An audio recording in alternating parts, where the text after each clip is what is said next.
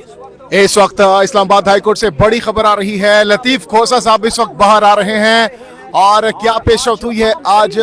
सरदार लतीफ खोसा साहब आज बड़े खुश नजर आ रहे हैं, बताइएगा क्या अपडेट है। आप तो आज तो आप मौके ले आ रहे हैं, बताइएगा क्या खुशखबरी है। आजे यार, सारे इकट्ठे करते हैं। बिस्मिल्लाहिर्रहमानिर्रहीम। आज मोहतरम इमरान खान साहब के अपील भी और उनकी एक मुतफर्रिक दरख्वास्त भी division bench Islamabad high court के सामने लगी हुई थी, जिसमें आज हमने उस अपील को भी सैर हासिल तैयारी की हुई थी।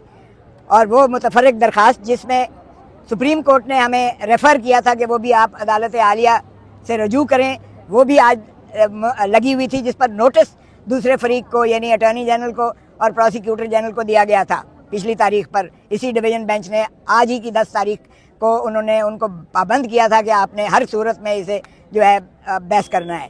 लेकिन आज जब केस कॉल होते सारी वो तो उसमें से जो है राह फरार अख्तियार कर गए, जिस तरह के सरकार की जानिब से एक तसाहल का जो है हमेशा वतीरा डायलेटरी टैक्टिक्स का रखा जाता है कि जितना ज़्यादा इसको लटकाया जा सके, इल्तवा किया जा सके, चूँकि उन्हें भी पता है कि इसमें उनके पास कोई शवाहिद और सबूत मोहतरम इमरान खान साहब के ख़िलाफ़ नहीं है, तो इस तरह राह फरार जो है हमेशा अख्तियार करने की उनकी आज भी जारी व सारी रही। और उन्होंने कहा कि जी हमारा जो है वकील वो एडवोकेट जनरल पंजाब बन गए हैं, जो इलेक्शन कमीशन ऑफ पाकिस्तान के अमजद परवेज़ साहब थे, जो वकील साहब थे, वो उनको इनाम के तौर पर एडवोकेट जनरल पंजाब बना दिया गया है, जिन्होंने ये हमारी दिलावर महमूद साहब से सज़ा करवाई थी।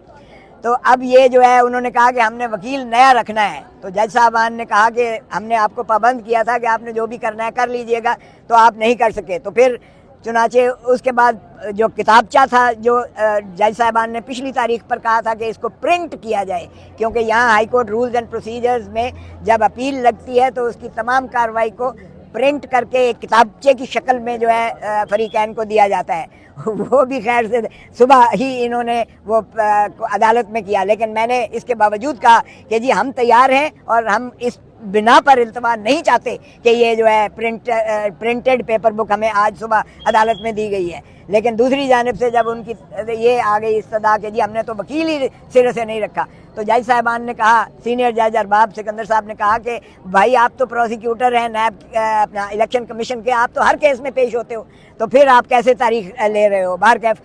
फिर उन्होंने जज साहबान ने कहा कि अच्छा हम आपकी मुतफर्रिक दरख्वास्त को लेते हैं। तो मुतफर्रिक दरख्वास्त हमारे लिए भी वो बहुत अहमियत की हामिल थी, इसलिए कि वो इमरान खान की ज़िंदगी और उनकी सेहत से मुताल्लिक थी। तो जाहिर है कि ये आइन में भी सबसे ज़्यादा सबकत जो है वो ज़िंदगी और सेहत को दी जाती है, चूँकि ज़िंदगी और सेहत है तो बाकी चीज़ें हैं। तो इसलिए हमने बिल्कुल उसको कहा। तो जज साहबान ने कहा कि हमने रिपोर्ट मांगी थी, आपने वो दी है कि नहीं दी है। जेल सुपरिटेंडेंट से भी रिपोर्ट मांगी हुई थी, तो वो मुझे हिदायत हुई कि आप पढ़ के सुनाइएगा। तो मैंने वो तीनों रिपोर्टें जो हैं वो पढ़ के सुनाई। वो उसमें जो है वो एक तो 31 जनवरी का था, जो मोहतरम इमरान खान साहब का इन्होंने अपने तौर पर ही मुआयना करवाया था, जिसमें उनकी जो है दाहिनी आँख की जो बीनाई है वो रेटिना का जो प्रॉब्लम था वो उसके बारे में उन्होंने रिपोर्ट की कि इनका। फिर दूसरी रिपोर्ट जो थी वो और ये चूँकि सुप्रीम कोर्ट के पास जब फ्रेंड ऑफ द कोर्ट बनाया था, तो ये 10 मार्च के हुक्म में ये 12 मार्च को उसने जो है 12 मार्च 2026 को ये रिपोर्ट दाखिल करवाई थी अदालत में। और उस दिन जो है अदालत उज़्मा ने ये फैसला किया था कि आप मामलात को हाई कोर्ट में लेकर जाएं। तो ये 10 मार्च से पहले की जो ये रिपोर्ट थी, जिसके बारे में हमारे तहफ़्फ़ुज़ात ये थे कि ये रात की तारीकी में मोहतरम इमरान खान साहब को ये पिम्स में लेकर गए और 20 मिनट का प्रोसीजर करके उनको वहाँ से फारिग कर दिया गया।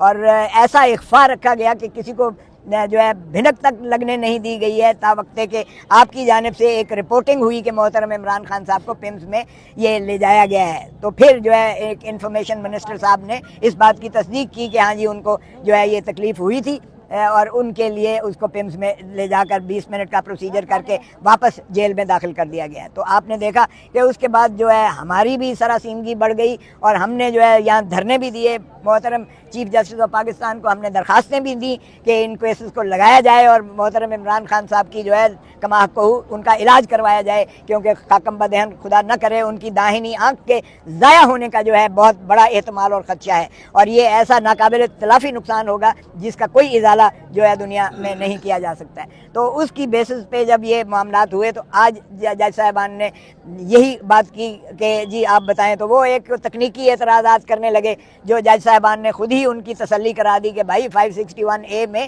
یہ جو آپ بات کر رہے ہیں یہ تو ہمارے پاس معاملہ زیر تجویز ہی نہیں ہے, سپریم کورٹ کا ریفرڈ بیان ہے. میرا موقف یہ تھا کہ جو فرینڈ آف دا کورٹ جو امائکس کیورائی کی رپورٹ اور ریکمنڈیشنز جو ہیں سفارشات وہ 4 احاطوں میں محیط ہے, اور وہ ایسا ہی متصور ہوگا جیسے سپریم کورٹ کا ایک فائنڈنگ ہے, ایک حکم ہے جس کی تکمیل کرنا عدالت عالیہ کا کام ہوتا ہے. آرٹیکل 187 میں ایگزیکیوشنری جو ہے وہ عدالت وہ ہائی کورٹ ہوتا ہے. تو میں نے کہا جی یہ 4 سفارشات جو فرینڈ آف دی کورٹ نے کی ہیں, نمبر 1 کہ ان کا جو ہے کسی ریٹینا اسپیشلسٹ آتھومولوجسٹ سے جو ہے ان کا علاج کروایا جائے اور وہ شفا میں ان کو داخل کیا جائے. یہ ہماری پالیسی تھی شفا انٹرنیشنل میں, کیونکہ وہاں جو ہے امراض چشم کے ماہرین موجود ہیں, جبکہ پیمز میں کوئی جو ہے ریٹینا اسپیشلسٹ نہیں ہے, اور یہ بار بار پیمز میں لے کر جاتے ہیں.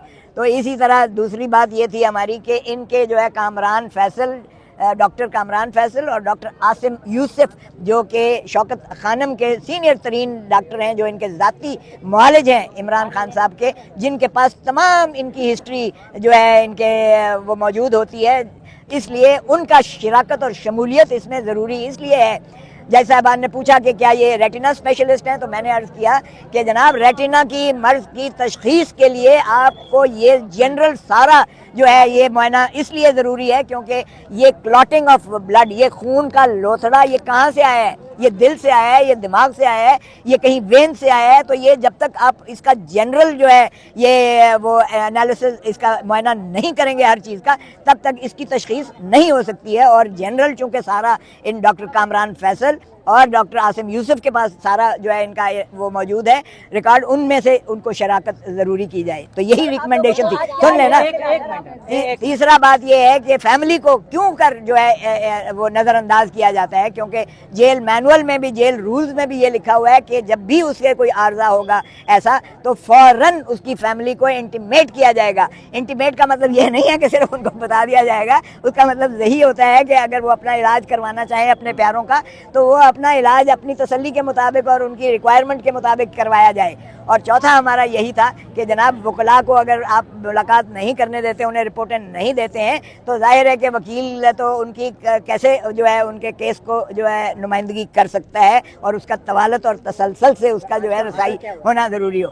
تو آج انہوں نے ان کو بھی سنا, تو انہوں نے جو ہے ان چیزوں پر پرسوں کے لیے انہیں بھی کہا کہ آپ بھی اس کی تیاری کر لیں, اور ان کے اعتراضات جو تھے سرکار کی جانب سے وہ سمریرلی جج صاحبان نے مسترد کر دیے. جو انہوں نے تکنیکی اعتراضات کیے تھے کہ یہ قابل پذیرائی نہیں ہے یہ درخواست وغیرہ وغیرہ, وہ اس پر تو ہے.